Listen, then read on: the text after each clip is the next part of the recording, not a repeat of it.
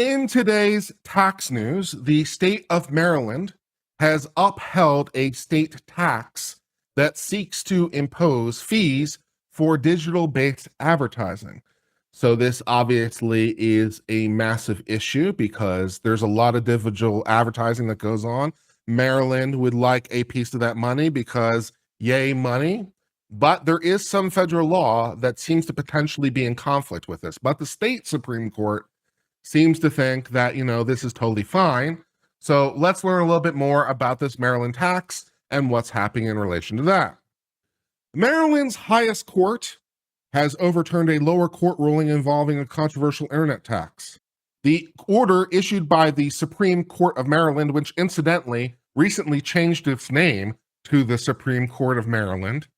So they decided to join the other states in having their highest court be called the Supreme Court. So yeah, this is actually a modern change that just happened, by the way, in case you care. The Supreme Court of Maryland overturned a circuit court judge's ruling that the tax was unconstitutional. In the 4-page order, the court remanded the case back to the circuit court and ordered her to dismiss the case brought by Comcast of California, Maryland, Pennsylvania, Virginia, and West Virginia LLCs. Because, obviously we're talking about one state taxing potentially interstate related things, which raises all kinds of problems or issues, particularly as other states might want to look to do this. The Attorney General said in a statement, "I applaud the Supreme Court for acting quickly because the revenues generated by this tax will help us provide our children the best possible education. The digital ad tax will support our collective goal of transforming schools." Yeah, okay, so we're doing it because we're doing it for the children.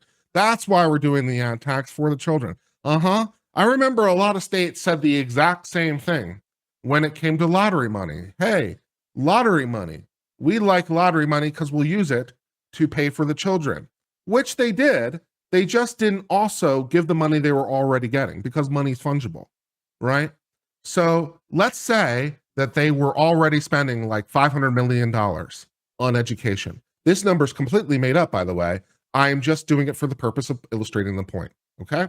So let's suppose state A somewhere is spending $500 million on education, okay? And then they say, hey, let's do a lottery, and the money we raise from the lottery, we will spend on the children, all right? And let's assume that in state A, the lottery raises $300 million. So you might think to yourself, 500 million plus 300 million equals 800 million. What a boon for our schools. But what has happened in the past is the legislature has said, hey, this is $300 million that we'll spend on the schools. So this $300 million goes to school. But hey, $300 million we were already spending on the school. Now we can spend somewhere else.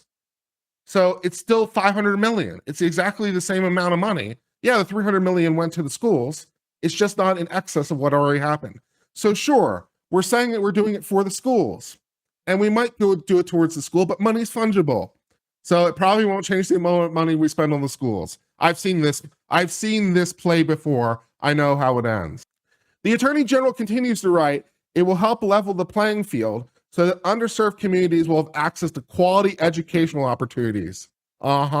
Sure, it's for the children. Why not? The court is expected to issue a full opinion later.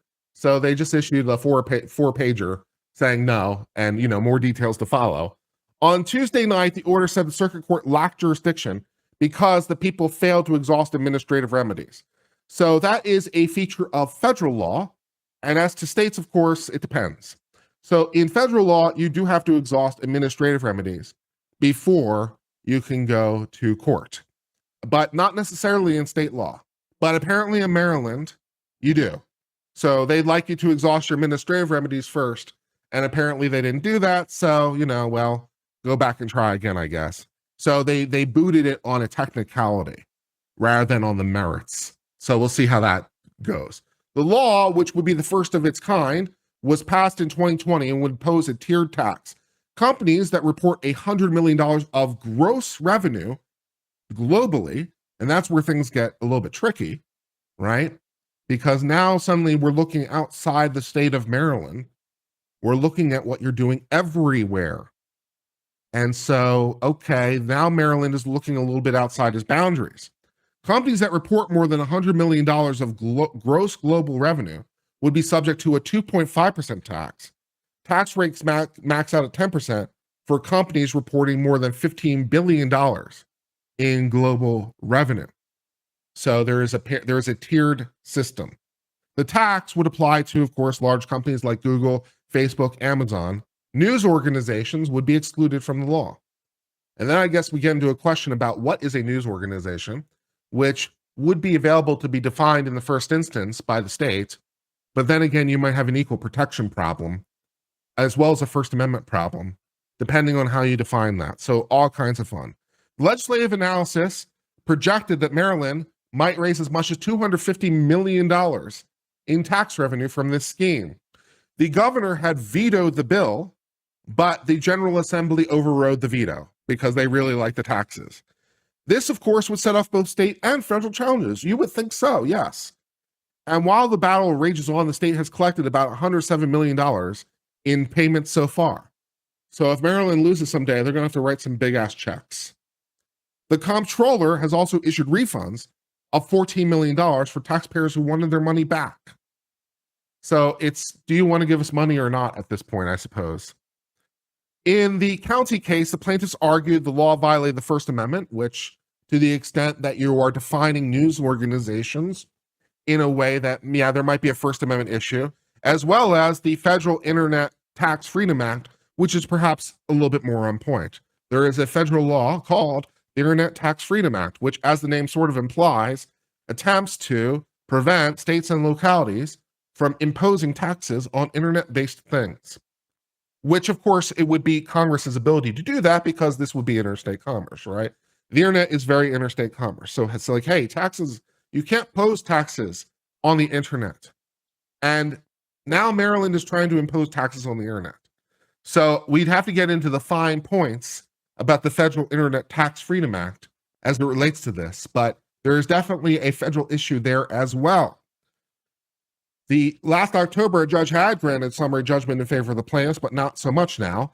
In oral arguments, the state Supreme Court justices raised questions about the jurisdiction because of the administrative remedies thing.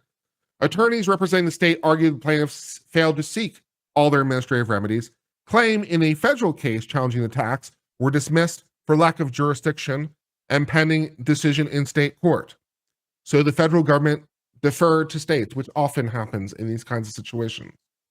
Right? It's like, let the state figure it out and we'll deal with it later to prevent parallel sort of things. So yeah, an appeal by the U.S. Chamber of Commerce also is currently pending in the Fourth Circuit because, you know, they'd prefer to go forward now.